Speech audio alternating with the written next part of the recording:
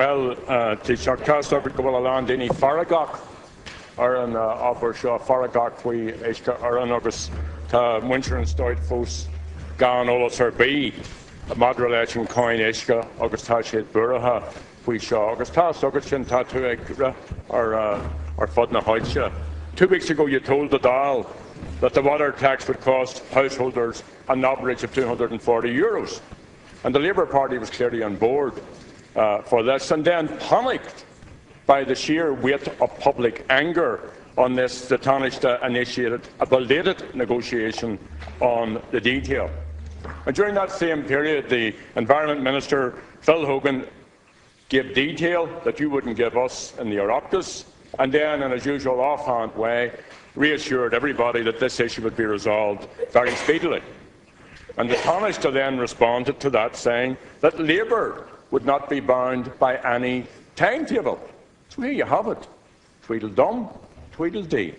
Your government at odds with each other over an issue which was Fianna Fáil policy, opposed by the Labour Party at the time, a subject of its Tesco ad during the election, as Minister Rabbit knows the type of thing you do during an election campaign.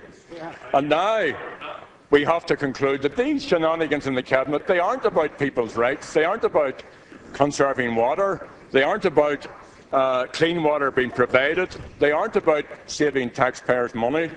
They're about trying to cobble together yet another pre-election stunt, because one thing is clear, Taoiseach, there is going to be a water tax, because Labour don't have the spine or the gumption to say no to Fine Gael.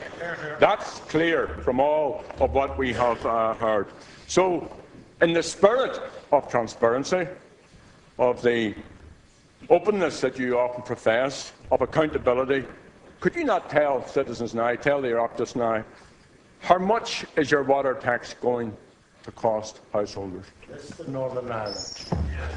Well, please.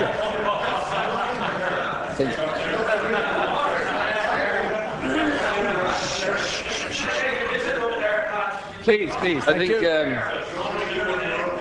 Minister. Sorry, please. Deputy Adams, these matters are a matter for the government to make decisions on. Everybody can have their views and their comments and all the rest of it. I've answered Deputy Martin by saying we will deal with this very quickly in terms of clarity and information for every citizen.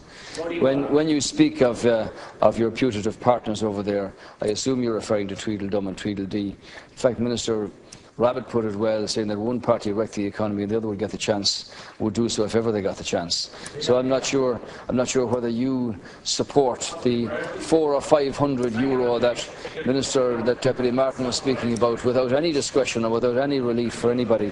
I just want you to understand, Deputy Adams, that this country has an inadequate and inferior infrastructure for the delivery of water for our people, for our consumers and for our business.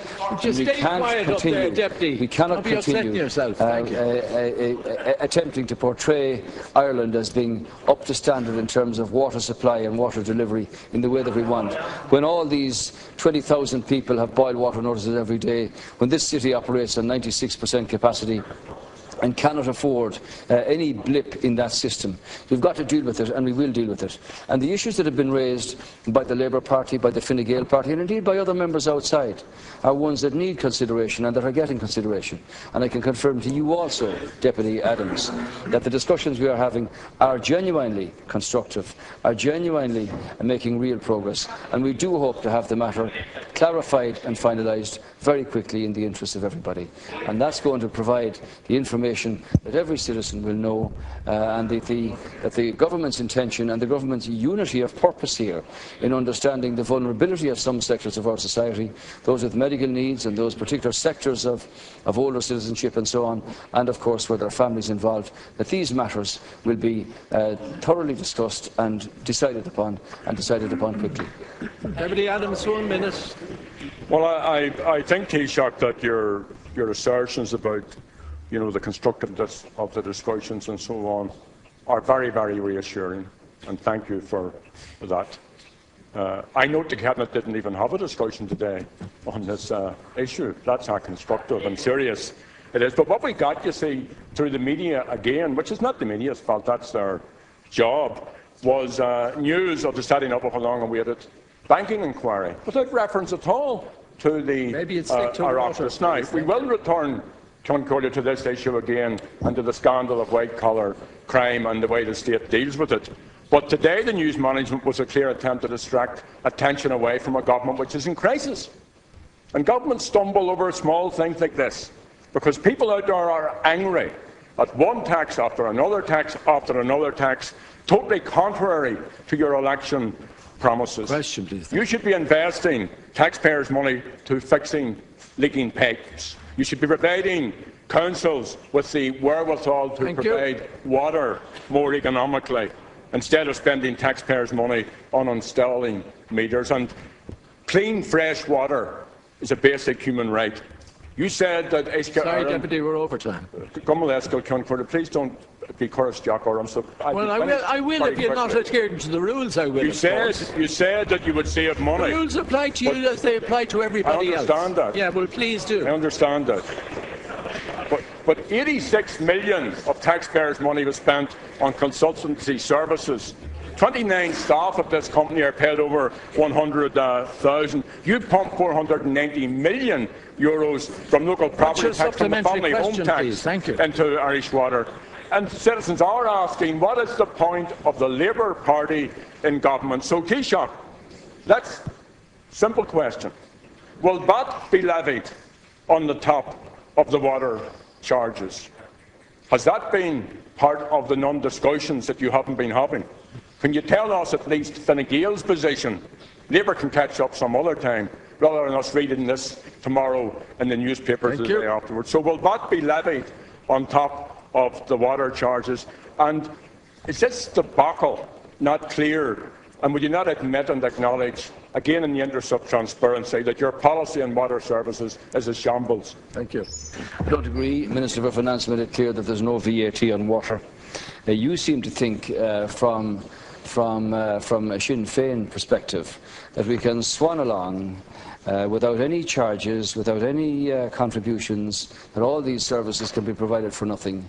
And your people have been around the country telling those who have private wells and private water supplies that they're going to have to pay Irish water as well, which, as you know, is a gross falsehood. And I've had evidence of it myself. Deputy Adams. In fact, if your office was open in Dundalk yesterday, I'd have called in to tell you that. But it wasn't. It was closed to the public. Closed to the members of the public who weren't able to be there.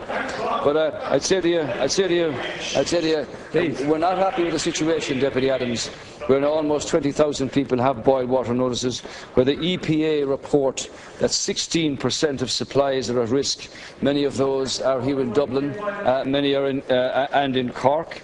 We know that 36% of water treatment plants did not meet the effluent standards in 2011.